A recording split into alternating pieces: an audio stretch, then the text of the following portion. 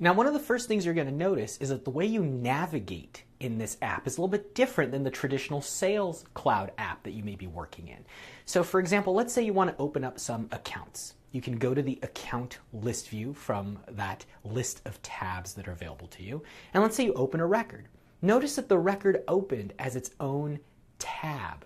And if I go back to the list view of accounts, I can open another account. And now I've got 2 tabs or 3 tabs. And what's really nice about this is if you go to this particular account and you go and find another record, let's say a contact record, it will open up as a child tab. So what it's really doing is grouping all of these different records underneath the account they belong to.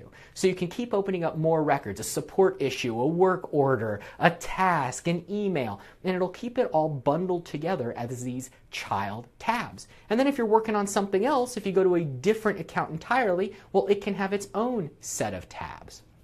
You can pin these tabs if this is something you're going to come back to later in the day or later in the week. And if you close out of Salesforce entirely and come back, all of your tabs will stay consistent. And if you want to, you can even take a child tab and promote it to a parent tab. So you can really work the way you like.